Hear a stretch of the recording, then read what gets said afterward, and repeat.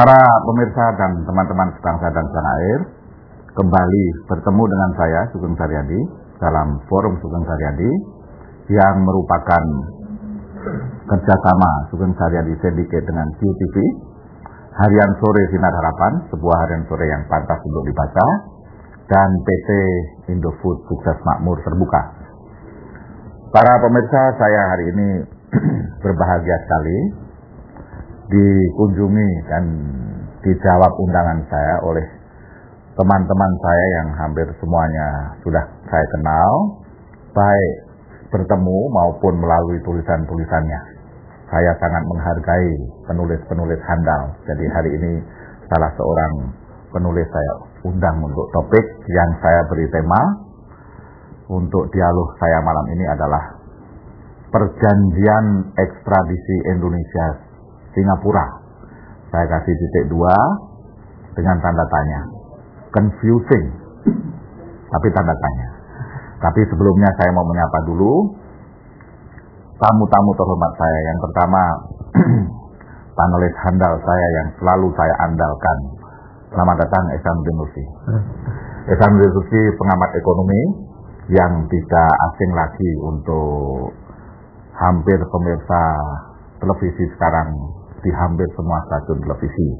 Yang berikutnya adik saya ini. Selamat datang Ismet Hasan Putro. Selamat datang Mas. Selamat datang Mas. Malam.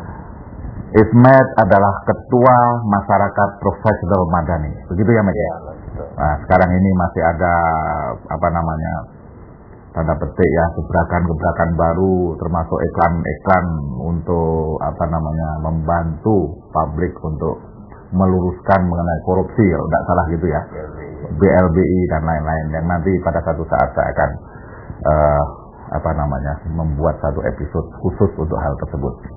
Yang berikutnya tentu ini juga masih adik saya, tulisan-tulisannya saya baca, Profesor Dr. Hikmahanto Juwana. Jadi ini mestinya dia, menurut saya dia orang Jawa, tapi kalau nggak Jawa ini orang Sunda. Guru besar Hukum Internasional Fakultas Hukum Universitas Indonesia. Begitu Pak? Betul. Semua ada ya? Betul. Selamat datang Mas. Terima kasih. Mantap. Pak Ihsan, Pak Ismet, dan Pak Hikmahanto, biarkan saya memberi sedikit pembuka ya, enlightening untuk diskusi kita. Saya kira perlu dijelaskan kepada publik bahwa ekstradisi itu artinya kurang lebih, kalau dalam bahasa Inggris itu the procedure of returning a person accused of a crime to the country where it was committed.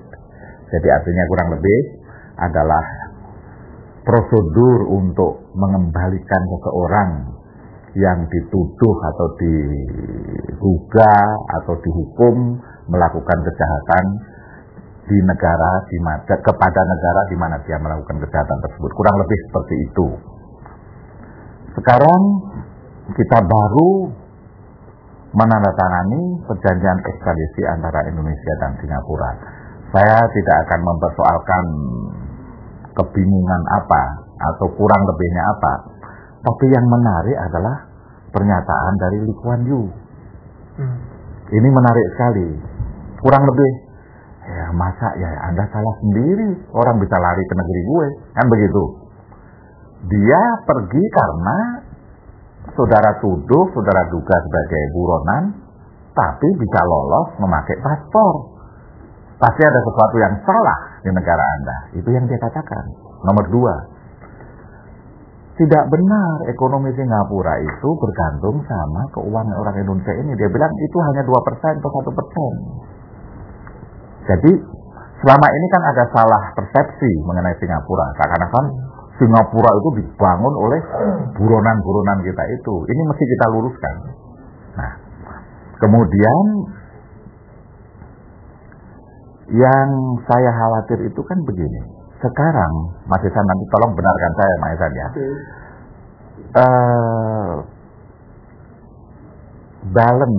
Trade balance kita, ekspor melawan impor gitu. Setahun itu hampir selama ini kita surplus 25 miliar dolar plus ya, untuk kemenangan ekspor kita gitu. Artinya kan sebetulnya ada devisa ini, iya kan? Tapi cadangan devisa kita ini 10 tahun ini tidak naik banyak, cuma 47. Kemana ini yang 25 juta tiap tahun itu? Maka ini lagi-lagi kesalahan kita. Padahal Korea Selatan melarang devisanya ditaruh di luar. Cina juga melarang seperti itu, sehingga Cina itu 1 triliun US dollar cadangan devisanya. Korea Selatan juga gitu. Ini tanda-tanda kesalahan kita lagi juga, tidak jelas peraturannya. Tapi anyway, mengenai ekstradisi ini,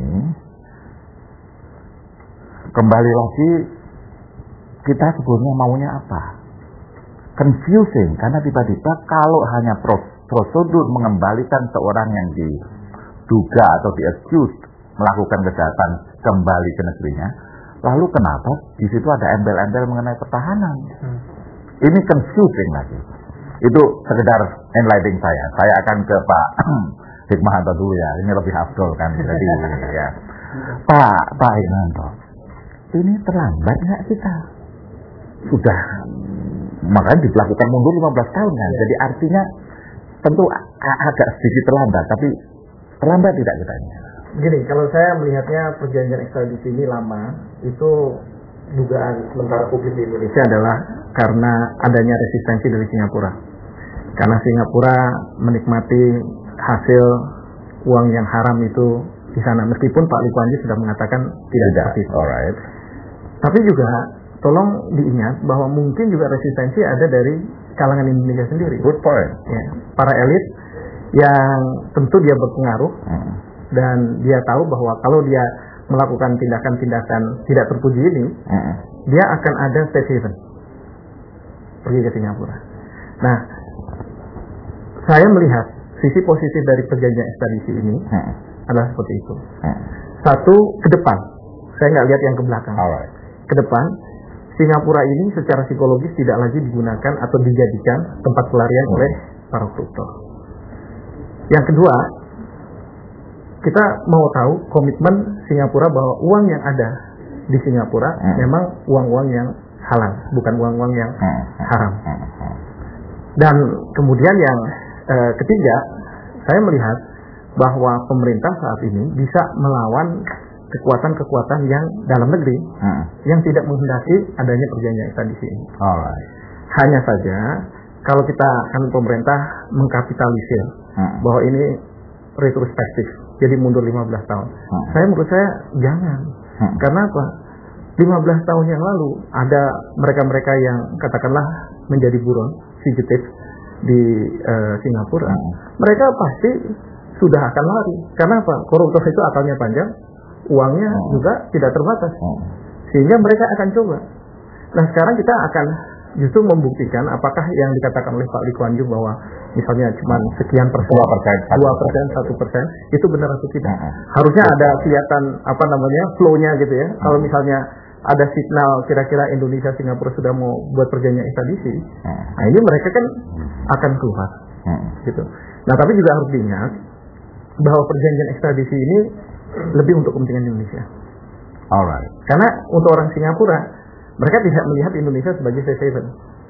Kalaupun ada kepentingan Singapura, itu terkait dengan terorisme. Itu pernah Pak Abu Bakar Bashir misalnya diminta untuk dikirim ke sana. Tapi masalahnya adalah Pak Abu Bakar Bashir ini warga negara Indonesia. Jadi Indonesia biasanya tidak akan mengirim warga negaranya sendiri. Good point. Nah, saya duga 2005 pada waktu Lee Hsien Loong meminta kepada Presiden SBY untuk kalau bisa di-link antara perjanjian ekstradisi dengan perjanjian pertahanan, itu dalam konteks kalau Anda dapat untung perjanjian ekstradisi, apa untung gue? Untung saya. Sehingga pas kebetulan kerjasama militer sudah selesai, saya juga minta. Nah, oleh karena itu penandatangannya dilakukan secara bersama-sama. Yang saya dengar sebenarnya perjanjian ekstradisinya sebenarnya sudah finalize. Khusus ekstradisi. Tetapi karena waktu itu perjanjian pertahanan masih belum, maka itu ditunda, lalu kemudian di Bali ditandatangani. Good point. Alright. Nah, pertanyaan ini kita kan banyak saya dengar menjual kedaulatan dan sebagainya. Saya ingin mengatakan begini, perjanjian ekstradisi ataupun pertahanan itu perlu proses ratifikasi. Tanda tangan boleh tandem, ratifikasi belum tentu harus tandem. Artinya dia akan masuk ke komisi yang berbeda kalau di Indonesia. Perjanjian ekstradisi biasanya di komisi 3. Sementara komisi 1 kerjasama militer. Nah, kita juga pemerintah, katakanlah kalau misalnya ternyata perjanjian ekstradisi itu sudah diratifikasi tetapi pertahanan belum, pemerintah tentu bisa mengatakan bahwa memang proses demokrasi di Indonesia yang seperti ini. Saya tidak berharap bahwa pemerintah kemudian merasa tidak enak terus kemudian quote unquote bargain dengan partai politik yang ada di DPR untuk kemudian dua-duanya ditandem. Ya. Kalau memang poin-poin dari perjanjian pertahanan ataupun perjanjian ekstradisi itu dilihat bahwa tidak menguntungkan, betul tidak menguntungkan Indonesia. Nah, jadi itu pentingnya. Nah, saya sayangkan satu dari pemerintah adalah sampai hari ini kita sudah berapa hari mendengar bahwa perjanjian ini sudah ditandatangani, tapi masih belum dibuka. Pada waktu saya tanya ke beberapa, maksudnya dibuka itu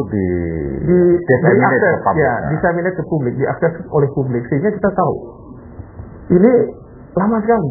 Pertanyaan kita kenapa? Karena kalau saya melihat perjanjian ekstradisi dan pertahanan ini jangan disamakan dengan waktu dulu MOU Helsinki. Memang MOU Helsinki tanda tangani baru kemudian dibuka masyarakat ramai. Tapi kalau perjanjian ekstradisi dan pertahanan ini enggak, karena ada proses ratifikasi. Dan DPR bisa punya dua sikap.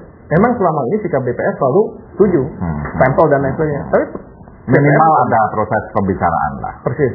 Jadi DPR bisa bersikap setuju atau tidak setuju, tapi dia nggak bisa merubah poin-poin. Kalau tidak setuju ya dinegosiasi ulang, tetapi kalau setuju tentu dimasukkan di dalam undang-undang ratifikasi. Good point Pak Yuwono. Pak Ihsan, jadi tadi Pak Yuwono bilang ini bisa yang salah itu orang Singapura, yang salah juga bisa kita gitu loh. Kan begitu. Menurut Anda dua-dua salah atau seperti tadi jadi ada elit yang tidak mau ada perjanjian ekstradisi karena dia menikmati mungkin resistensi itu tadi itu ya, mungkin sekarang kenikmatan itu sudah mulai kurang enak lah, tidak comfortable, tapi toh sudah menikmati baik Singapura maupun elit kita. Ini sebetulnya kita membicarakan magnitud berapa sih? Kenapa magnitudnya itu seperti apa? Kalau tidak jumlahnya persis, tapi seperti apa gitu? Ya kan? Baik. Saya akan ambil dalam 3 perspektif, kemarin, hari ini, dan yang akan datang. Yang kemarin itu sesungguhnya dalam sebuah wawancara saya di sebuah koran pagi di Jakarta, saya menyebut uang yang lari ke Indonesia, ke Singapura sebesar 871 triliun. Gampang sekali hitungannya, berapa sesungguhnya uang yang dipertukarkan masuk ke dalam surat utang lewat BI ke pemerintah lalu menjadi ke BPN, lalu kemudian bisa kita lihat exchange over berapa bank minjem lalu kemudian muncul seperti itu, lalu berapa modal yang lari keluar, itu semuanya kelihatan. Dari situ saya mendapat angka 871 triliun. Berita halaman 1 muncul, tetapi berikutnya hilang begitu saja. Padahal jelas sekali pada hitungan obligasi akan kelihatan kemana larinya. Misalnya saya pernah mempersoalkan kenapa tidak pernah terbuka serah terima antara pemerintah dalam hal ini BI dengan BPN, kuasanya mana, lalu kemudian apa yang diserah terimakan, lalu selisihnya larinya kemana. Itu artinya kita harus mengukur kenapa BI menyerahkan kepada pemerintah dalam bentuk tagihan-tagihannya karena BI tadi, lalu kemudian pemerintah menanggungnya karena penyerahan itu dengan obligasi ya. Nah itu terjadi selisih.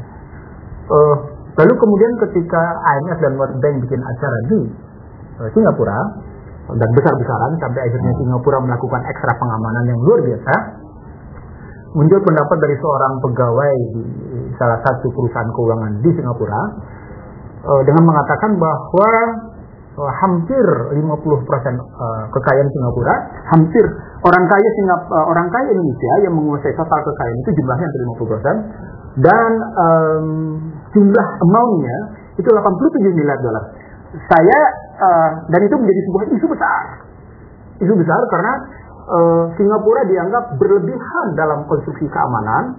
Lalu kemudian ternyata Singapura selalu menyatakan bersih, tetapi sang pemain di industri keuangan itu membuktikan bahwa uang orang Indonesia yang berada di Singapura itu berjumlah 87 miliar dolar. Itu isu Mas. Itu termasuk yang punya pelari ini, buronan ini, dan yang nyimpan di sana. Betul. Itu. Betul.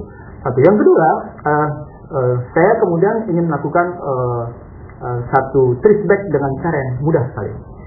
Beberapa orang yang biasa melakukan transaksi perdagangan itu feedbacknya kalau dia mau aman, dan ini yang sampai dengan hari ini tetap dilakukan, itu feedbacknya jadinya di Singapura. Itu yang dia sebut safe haven itu. Safe haven.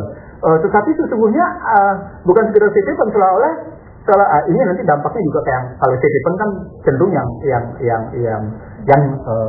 negatif gitu, yang jelek.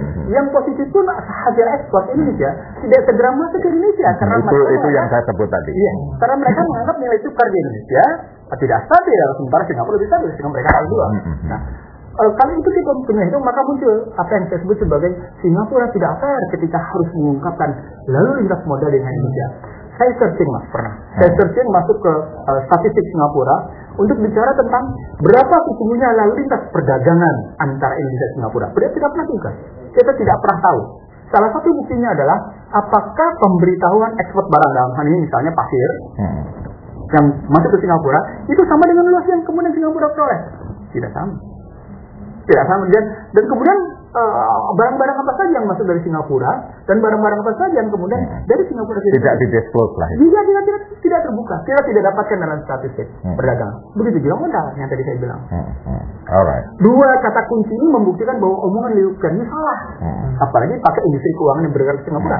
Jadi praktek sama media dan kemudian situasinya begitu, itu membuktikan Liu Ken ini salah. Yang kedua yang tidak saya sampaikan dalam perspektif kemarin, Singapura selalu meminta perlindungan Amerika, ini menarik, dan konstruksi pengamanan wilayah perdagangan. Itulah yang disebut dengan Selat Malaka. Singapura sangat tergantung. Singapura dalam studi yang pernah saya lakukan, Singapura pernah tergantung hidupnya pada PSA, Port Singapore Authority, yang memberikan pelayanan luar biasa, dan karena memerlukan lintas Selat Malaka luar biasa, dan dia minta Amerika untuk melakukan pengamanan. Karena penguasanya sesungguhnya adalah Indonesia. Bayangkan kalau kemudian Selat Malaka itu diganggu oleh Indonesia dan kemudian melalui lintas perdagangan Catatan saya yang terakhir dalam situasi kayak gitu adalah begini ngeliatnya. Itu yang banyak kemarin. Yang hari ini yang saya lihat adalah jika memang Singapura mau menyatakan sikapnya lebih besar, lebih terbuka gitu ya. Dan kemudian Pak Ismahanto tadi ada yang sudah lari. Dia sudah berubah warga negara. Dia bukan lagi warga negara Indonesia. Saya tahu, saya tidak ingin sebut namanya, saya tahu sejumlah perampok BLBI dari Indonesia itu sudah menjadi warga negara Singapura. Uangnya dia berikan sejumlah perusahaan terbuka di Singapura, dan dia sekarang menjadi kaya raya. Itu orang yang berubah menjadi warga negara Singapura. Ada yang tidak menjadi berubah warga Singapura, tetapi permanent resident. Itu pun termasuk orang kaya Indonesia di Singapura. Itu yang gitu.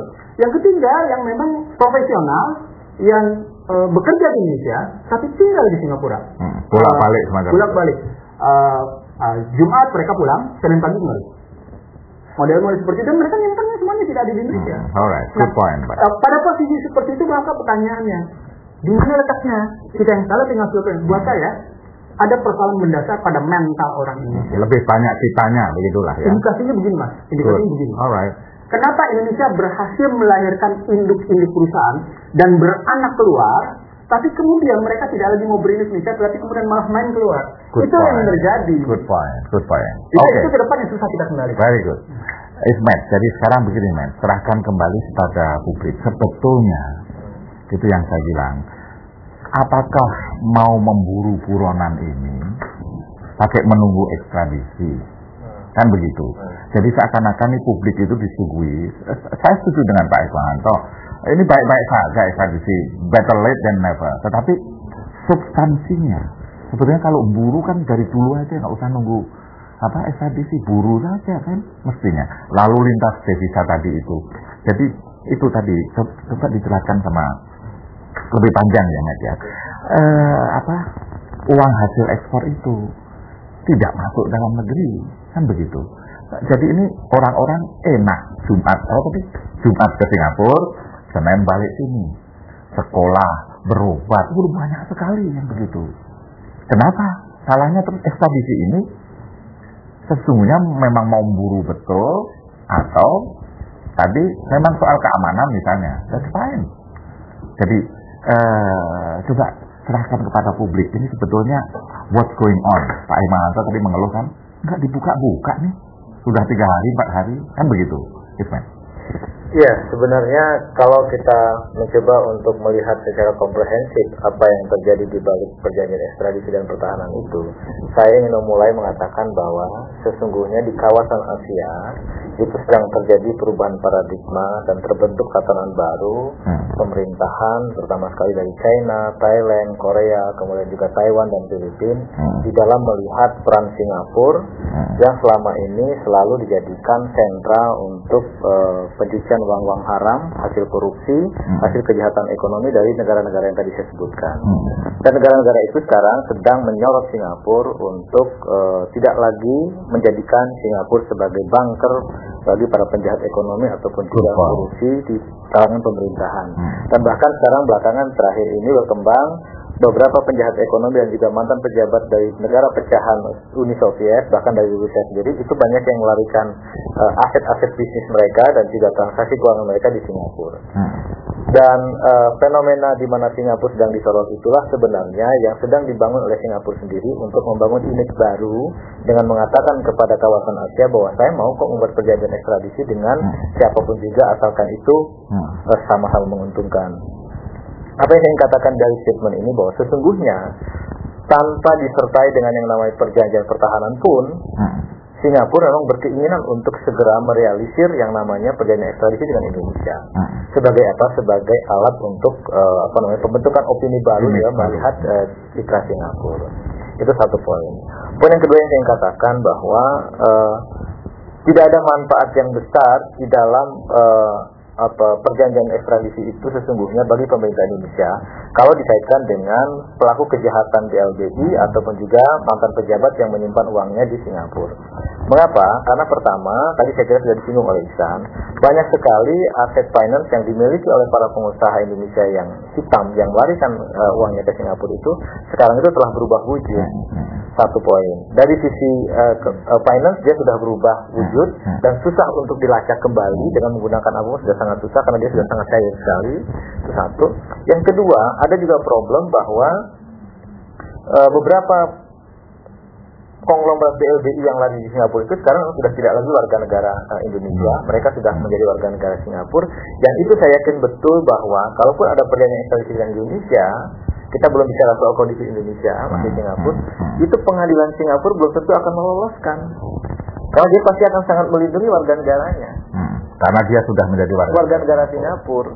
Kan disebutkan juga oleh Pak Endarwan Supanji bahwa ada problem serius ketika itu menyangkut soal warga negara asing kan. Apalagi dia mantan BLBI misalkan gitu. Itu yang kedua.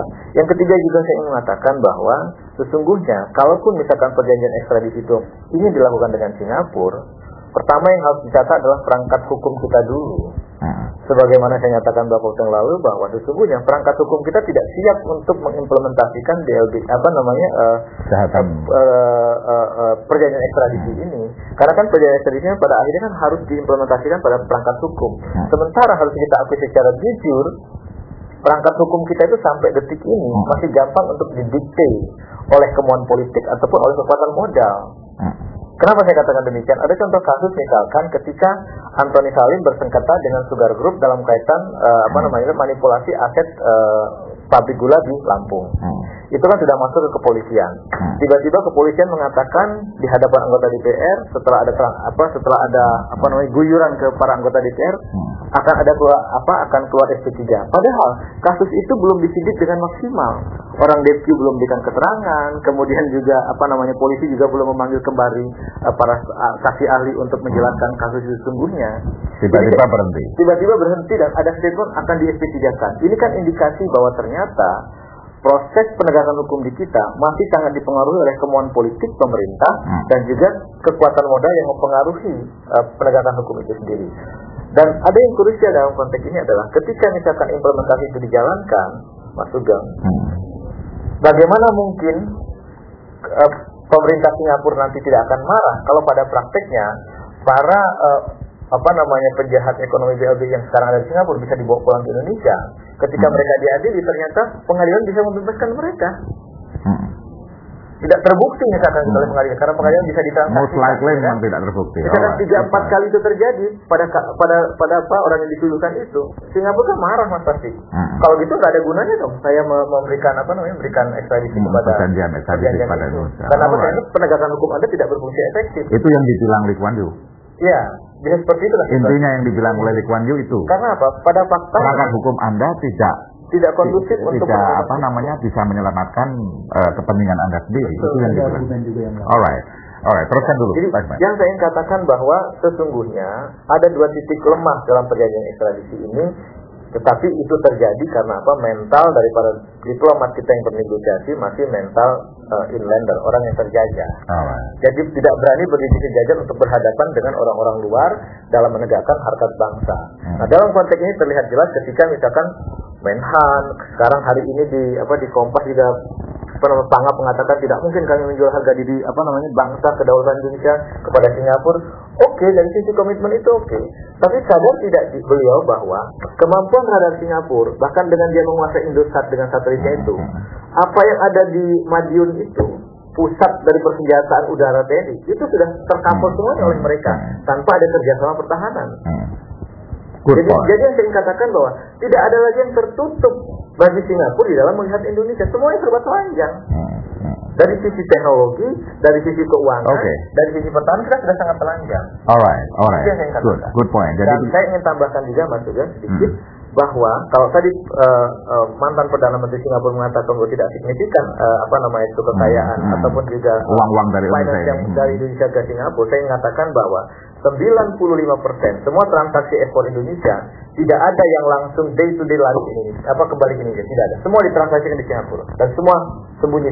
Betul itu ya. Itu betul, sangat betul. 1000% saya katakan betul. Ini yang nanti. Yang kedua saya katakan bahwa dalam report properti tahun 2005 sampai 2006 di Singapura, itu semua properti apartemen, real estate dan macam-macam itu 67% itu dibeli oleh warga negara Indonesia.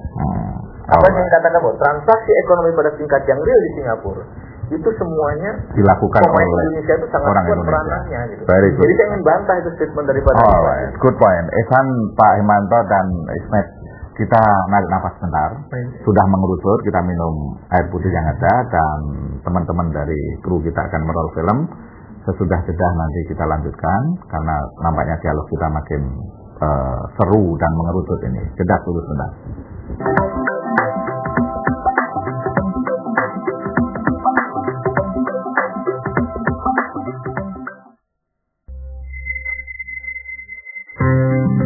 Sinar Harapan mengembangkan jurnalisme perdamaian, menyajikan informasi penting dan menarik serta kritis sebagai acuan pengambil keputusan esok hari.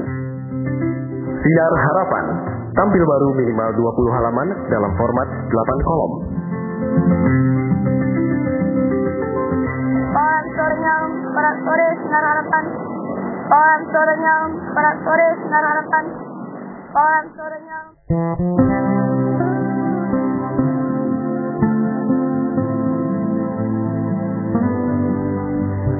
Sebuah cerita tentang perjalanan hidup yang penuh dengan emosi dan cinta. Sugeng Saryadi mempersembahkan album Talking to You. 10 lagu manis yang menjadi closing theme song program talk show Sugeng Saryadi Forum. Dapatkan segera CD-nya di toko-toko kaset di kota Anda. Dapatkan segera koleksi CD Sugeng Saryadi Forum. Sebuah tayangan talk show yang dapat menambah wawasan Anda tentang dunia politik, ekonomi, sosial, dan budaya. Di CD Sugeng Saryadi Forum dapat langsung Anda miliki dengan menghubungi kami di alamat ini. Selalu ada jalan meski perekonomian sedang lesu. Kami bersyukur menjadi mitra perusahaan yang memahami pemberdayaan usaha kecil menengah. Mari kita jalin usaha bersama.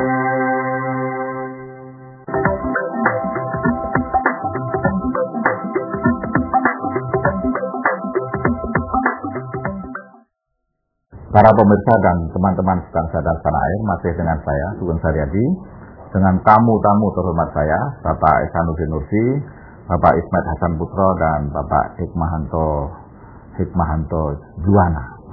Pak Hikmahanto, begini, jadi sekarang kita sudah tadi membahas sedikit ya. Tapi saya tetap ingin menanyakan pada Anda. Ini tadi yang disinyalir oleh Ihsan dan Ismet itu, angka-angkanya fantastis ini. Meskipun ini subject to rectify ya. Ini mestinya harus diverifikasi lagi, tetapi 871 triliun kalau money. Kemudian tadi Ismet mengatakan Ihsan mengatakan 87 miliar dolar. Kemudian Ismet, ini lebih fundamental. Hasil-hasil ekspor kita itu ditokolkan di Singapura. Ini fatal ketika kita lagi membangun negara ini.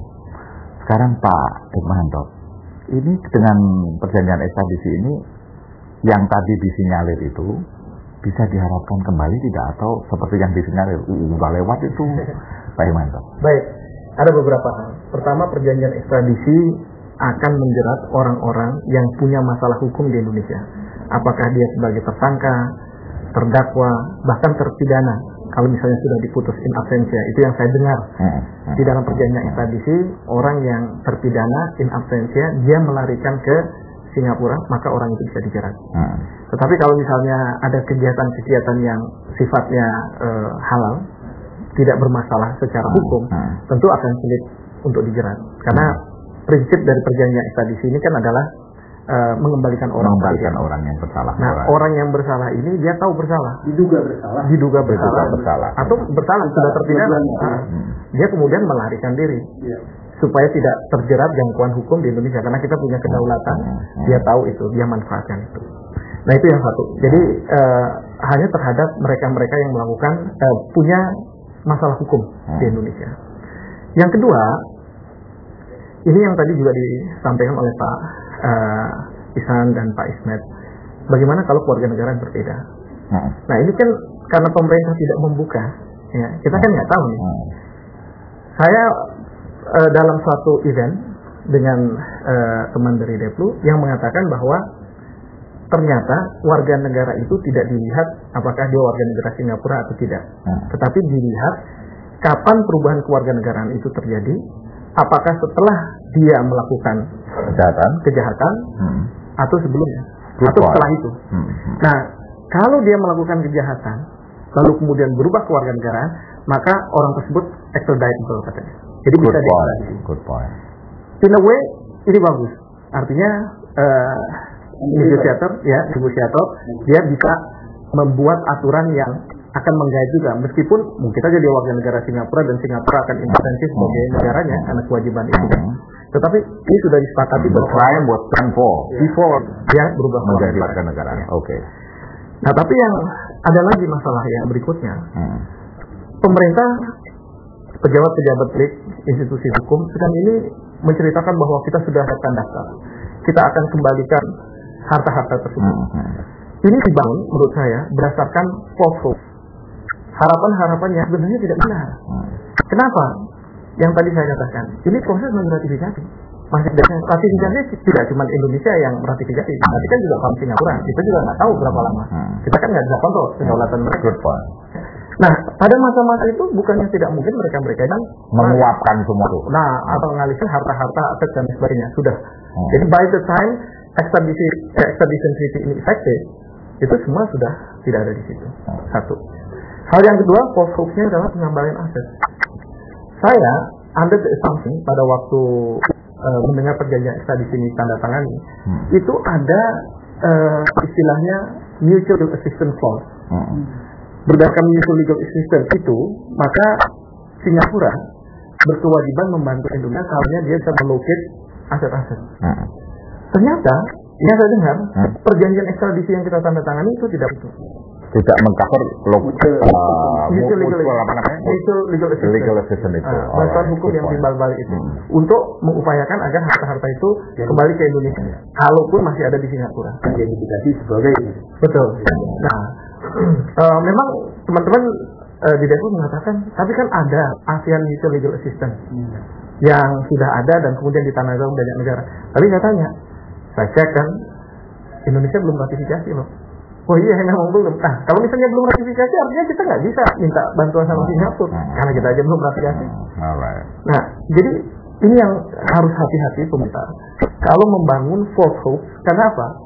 Pada saatnya nanti ini sudah efektif berlaku, ternyata tidak ada, publik akan mengatakan apa ini.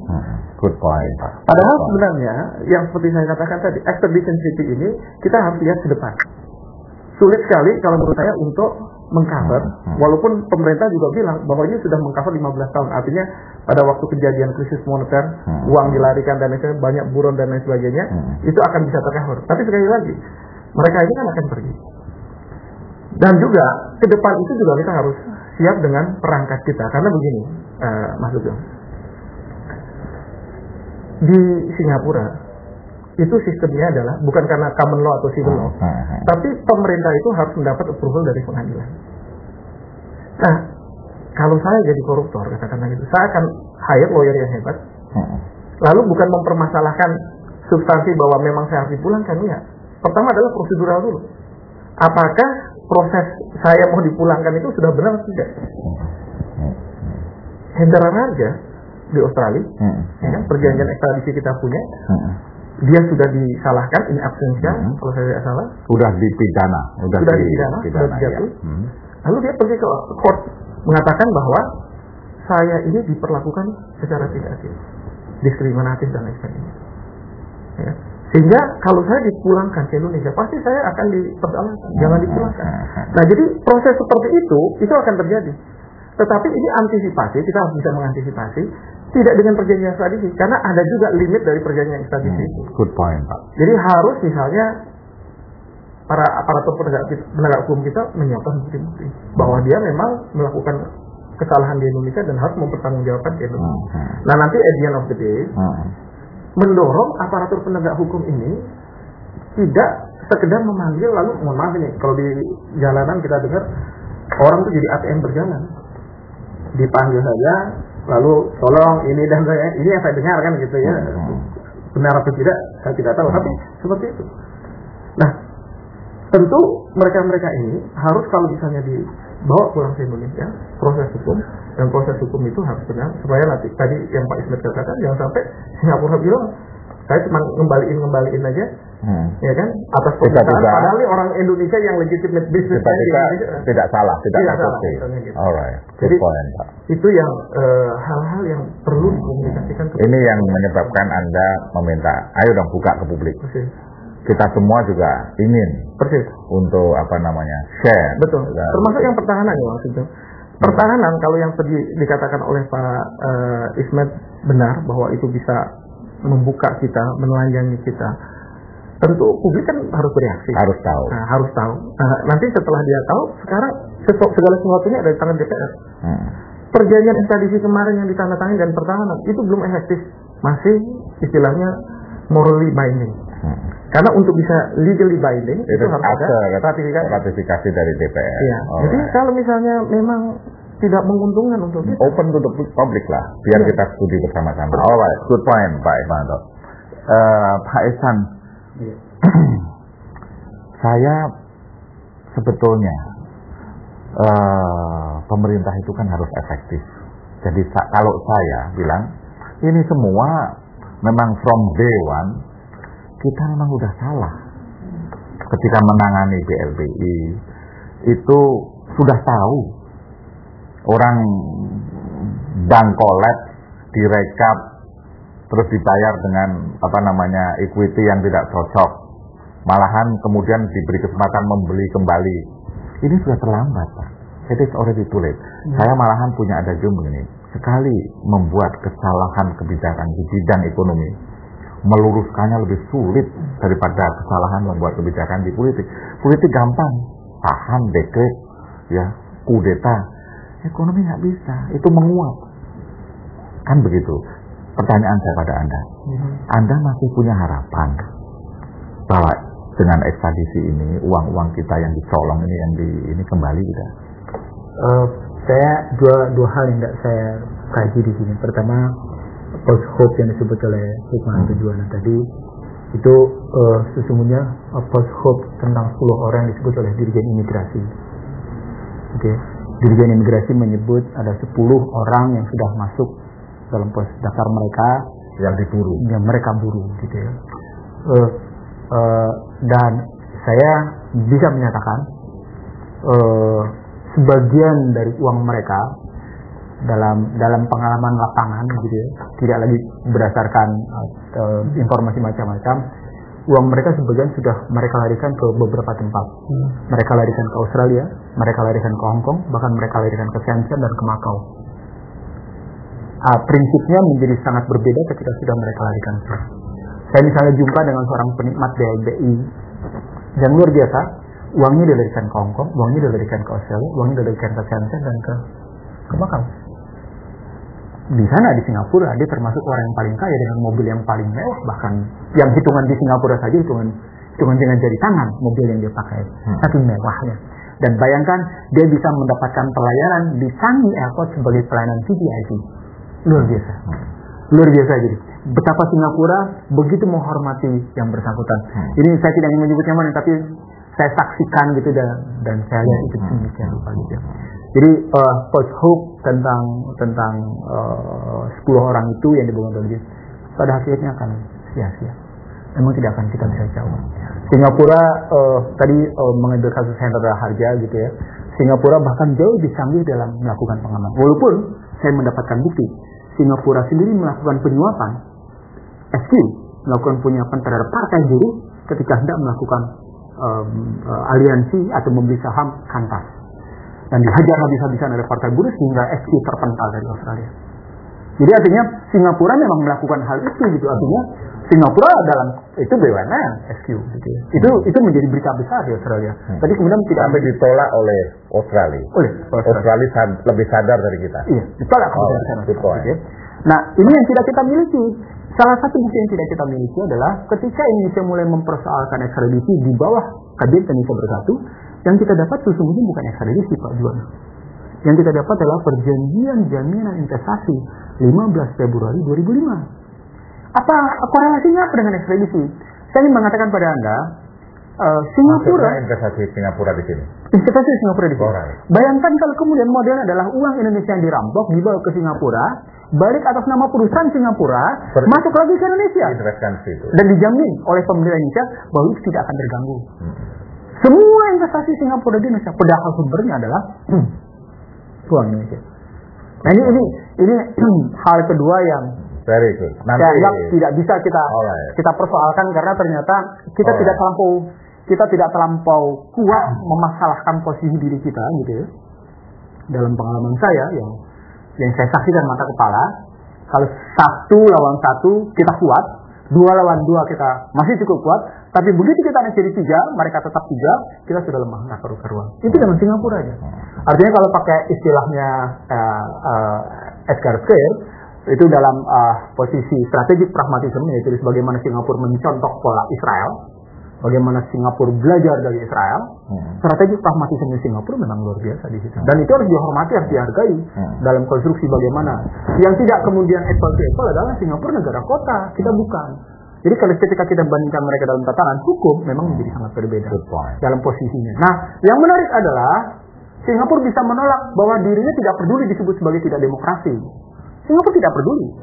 Meskipun kita sebut otoritarian juga dia tidak peduli. Bahkan kemudian dia bisa menolak peredaran Paris dan Economic Treaty yang menyebut Singapura sebagai negara termasuk yang melanggar hak asasi manusia. Dia tidak peduli. Tidak peduli, tidak ada urusan. Good point. Dalam kacamata bisnis itu lebih meyakinkan, artinya ada kepastian hukum.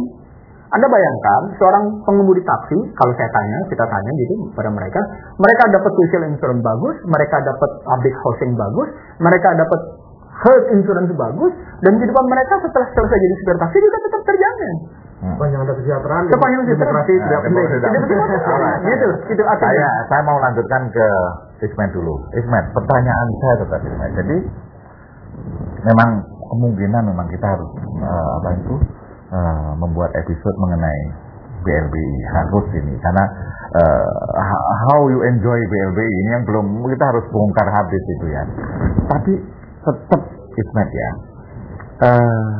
rasa-rasanya kok kita sudah membuat kesalahan kebijakan ekonomi yang susah meluruskannya dalam soal buron-memburon ini, termasuk kalau di dalam negeri lain lagi. Ini kebanyakan kan orang-orang, boleh ya saya ngomong agak sedikit rasial ya, ini kebanyakan orang-orang Chinese ya. Yang lebih repot lagi buronan yang hampir sama, rekayasa keuangan yang dilakukan oleh kita-kita. Lebih susah lagi buronnya masuk partai politik, bikin partai politik atau masuk kekuasaan. Ini juga lebih repot lagi. Nah, sekarang yang saya mau tanyakan pada Anda, ekstradisi sudah kita istilah hukumnya apa tadi? Morally binding, tapi belum diratifikasi oleh DPR. Yang diharapkan sebetulnya oleh pemerintah, kalau memang tadi sinyalemen Ehsan maupun Pak Juwana seperti itu, lalu sebaiknya kebijakan apa sih yang harus dilakukan? Apa panggil saja ini orang-orang yang penikmat penikmat BLBI itu, lalu toh tidak bisa memaksakan execute ekstradisi itu, sudah sulit, ganti nama, kemudian uangnya sudah lari kemana-mana, sudah menjadi perusahaan Singapura dibelikan perusahaan di Indonesia, itu kan komplikasinya begitu ya Ismail. Lalu harapan apa Anda terhadap ekstradisi ini? Tujuannya memang ekstradisi orang buronan atau mau mengembalikan aset atau apa sih ini sebenarnya pemerintah ini Ismail? Ya, saya melihat seperti yang saya katakan di awal tadi bahwa kita memang belum melihat secara jelas apa maunya pemerintah dalam konteks ekstradisi ini. Kalau yang pemerintah ingin sekedar mengembalikan beberapa penjahat ekonomi yang sembunyi di Singapura ataupun juga aset yang mereka bawa, maka platform berpikirnya kan harus dijelaskan kepada publik. Ini kan kita nggak menangkap itu, kecuali bahwa Jaksa Agung mengatakan kami punya file nama-nama, alamat dan segala macam untuk kita kembalikan. Pertanyaannya kemudian setelah dia kembali mau diapain? Saya kira bahwa di Kejaksaan Agung, di kepolisian, orang didatangkan, ditanya, kemudian 12 jam, 13 jam, tapi kan kita juga tahu, bos, selama itu kan bukannya diinterogasi kan, bisa ngopi-ngopi kan gitu kan. Ada lagi istilahnya misalkan orang datang ke Kejaksaan dan kepolisian itu kan tergantung dengan setoran di ATM kan gitu kan. Nah, jika perilaku seperti ini masih begitu kuat mengkultur di dalam kehidupan para penegak hukum kita, maka semua yang namanya perjanjian ekstradisi apakah dengan Australia yang ternyata sudah terbukti tidak efektif ketika mempersoalkan Hendra Raharja, sampai dia mati pun kita nggak bisa mendapatkan aset itu gitu kan. Kemudian juga dengan Singapura yang sekarang, maka saya pikir kita akan seperti bangsa keledai yang mengulangi kesalahan yang berulang terhasut. Jadi saya tidak ingin melihat apa manfaat ekstradisi itu bagi Indonesia sekarang ini. Yang saya ingin lebih lihat adalah kenapa kita tidak mempersoalkan misalkan para penjahat BLBI yang sekarang ada di Indonesia saja dulu. Itu dibereskan gitu loh. Saya tidak usah jauh-jauh lah. Ada dua orang yang skalanya sangat besar. Pertama itu Salim Group 54 triliun, dibayar baru 23 atau 13 triliun. Itu kan masih ada selisih sekian triliun. Walaupun sudah mendapatkan SKL, surat keterangan lunas yang tidak pernah lunas. Karena apa? Antara yang didapatkan dari BLBI dengan apa yang dia bayarkan kepada negara itu kan tidak balance. Belum lagi kalau ditambah dengan bunga rekat selama sekian tahun, 10 tahun hampir, itu kalau di total, kalau misalkan rata-rata Salim itu dihitung 8,6 triliun per tahun, maka berarti sampai 10 tahun sudah 80, di total dengan pinjaman pokok yang dia mesti bayar ada 136 triliun. Itu kan berarti bisa menutupi defisit anggaran APBN kita selama 2 tahun. Ini tidak pernah disentuh. Bahkan 2 hari belakangan kita dihangatkan dengan adanya pemutihan pajak sebesar 5,6 triliun kepada Bank BCA. Padahal kan Mas Sugeng itu mengatakan bahwa kita mesti kampanye boikot pajak kalau perilaku pemerintah tidak berubah. Ini fakta hukum yang terjadi sekarang ini. Pada tahun 2004, Dirjen Pajak memberikan pemutihan pajak kepada kelompok Salim yang namanya BCA. Kemudian ada tuntutan sekarang dari Bank Danamon dan BI agar melakukan yang sama. Berikan perlakuan yang sama dong. Kalau di total Bank 2 itu mereka minta sekitar 8 triliun. Itu berarti kan akan menjadi beban negara lagi. Kalau gitu betul yang Mas Sugeng bilang dengan saya beberapa waktu lalu, sebaiknya kita minta saja pemerintah, udah deh, tukang ojek, penjual rokok, kemudian juga pembuat stop membayar PPN. Stop bayar PPN. Untuk apa gitu loh? Karena pada faktanya pemerintah sangat diskriminatif kepada warganya. Sementara kepada konglomerat dia terima di istana kemudian dibebaskan pajak. Ini kan nggak fair. Artinya apa? Pemerintah telah telah menganiaya warganya, bukan memberikan kenikmatan, bukan memberikan kebahagiaan kepada warganya, tapi justru menganiaya melalui pajak, dikejar-kejar. Tapi ketika orang itu bisa diajak transaksi dan melakukan deal, maka dia akan diberikan segala macam prioritas. Artinya apa maksudnya saya ingin katakan bahwa saya jujur saja apresiatif atas adanya penandatanganan ekstradisi. Dan saya tidak yakin, mohon maaf kepada teman-teman di DPR, bahwa DPR akan bisa menolak ataupun membatalkan perjanjian ekstradisi. Saya tahu betul bahwa perilaku DPR itu kan gampang diguyur, gampang diselesaikan secara adat. Tidak ada kasus-kasus yang diangkat DPR itu betul-betul berpihak kepada rakyat dan rakyat dimenangkan. Kenaikan BBM, impor beras, segala kasus kan akhirnya kan mentok semuanya. Karena ada transaksi, karena ada kekuatan politik yang sangat menguasai DPR, apakah itu Golkar, apakah itu Demokrat, apakah itu kecuali PDIP mungkin. Tapi kan apa artinya undang-undang penanaman modal ditolak oleh mereka pun good point. di situ. Nah, artinya apa? Artinya saya ingin katakan ke Mas Sugeng bahwa sebenarnya kalaulah memang pemerintahan SBY kala ini sangat amat serius untuk menyelesaikan kasus-kasus kejahatan ekonomi yang telah dibawa ke Singapura, maka mestinya jangan sesumbar untuk mengembalikan para obligor yang sembunyi di Singapura itu, tetapi buatlah planning tentang recovery aset. Itu yang jauh lebih relevan untuk bangsa ini, karena itulah yang dibutuhkan oleh bangsa ini. Tetapi ini memang tidak fair bagi sebanyak orang, bagi sebagian besar orang, karena apa, ini kan bentuk ketidakadilan. Tetapi ini tidak akan pernah selesai. Karena apa, saya ingin contoh kasus, Mas Sugeng. Sekarang ini kan pemerintah mengejar-ngejar 8 obligor yang terakhir kan, yang jumlahnya kalau saya tidak salah sekitar 2,6 triliun. Apa artinya dibandingkan dengan apa yang telah didapat oleh Samsul Nur Salim dan Antoni Salim, yang sekian puluh triliun sampai sekarang, bahkan akumulasinya mungkin sudah ratusan triliun dibandingkan mereka. Nah, mereka bilang bahwa kalau kami diperlakukan seperti ini, kami tidak mau. Kami ingin seperti yang sekarang sudah menikmati. Artinya apa? Tuntutan agar tidak dilakukan diskriminasi terhadap siapapun, termasuk di antara orang-orang BLBI itu, ternyata juga menguat. Very good. Pak Juwana, ini mungkin sisa menit-menit terakhir. Pak Juwana, jadi ada nggak nomor satu pertanyaan saya, bagaimana negara lain yang berkasus seperti kita itu, ada contohnya, kemudian sikap dia bagaimana? Apa India, apa Cina terhadap buronan-buronan semacam ini yang punya ekstradisi tapi tidak efektif gitu ya. Yang kedua, nanti pertanyaan pada kalian berdua ini uang-uang yang sudah dikuasai, yang sudah inherent dengan grup-grup tertentu, mau pindah nama, mau dilarikan, saya khawatir Pak Juwono, ini dimainkan oleh elit untuk membentuk, untuk menjadi oligarki kekuatan politik di Indonesia. Ya, komen Pak Juwono. Ya. Baik, yang pertama, bagaimana pengalaman di negara lain? Memang sangat variatif. Kita lihat bahwa kebanyakan memang di negara berkembang. Karena fenomena di negara berkembang, mereka para elit politik gitu ya, sangat butuh uang dan lain sebagainya, kenyamanan, comfort dan lain sebagainya. Sementara rakyatnya jauh sekali dari hal-hal yang mewah, miskin dan lain sebagainya. Dan ada kecenderungan mereka akan make money atas tindakan-tindakan yang ilegal ini. Mereka atau kelompok-kelompok tertentu yang akan mendapatkan keuntungan dari situ. Nah, saya misalnya ambil contoh Filipina, dia larikan ke Swiss hartanya. Lalu orangnya mungkin pernah kita dengar Presiden Marcos ke Hawaii. Dia akan pergi ke tempat-tempat kalau misalnya uang itu tentu yang safe dari segi keamanan bank dan lain sebagainya. Sementara kalau orangnya, dia akan mencari tempat-tempat kalau tidak ada perjanjian ekstradisi, dia dianggap sebagai pernah berjasa pada negara tersebut. Augusto Pinochet, dia lari ke, katakanlah pergi ke Inggris, waktu itu diminta diekstradisi ke Spanyol. Pemerintah Inggris bilang, wah ini dia pernah berjasa pada waktu kita perang melawan Argentina dan Palestina.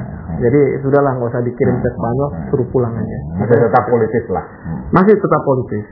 Artinya apa? Sebenarnya memang terhadap peristiwa-peristiwa yang sebelumnya ini akan terjadi selalu kompromi-kompromi seperti ini. Alright, good point. Jadi jangan sampai kita juga mempunyai, terutama pemerintah, memberikan harapan-harapan yang kepada publik kosong.